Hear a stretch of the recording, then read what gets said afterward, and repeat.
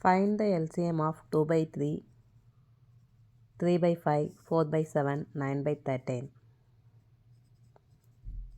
LCM equal to LCM of numerator divided by HCF of denominator.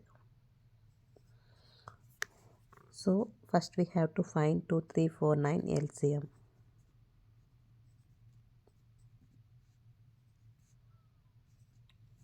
2, 1, 3, 2, 9.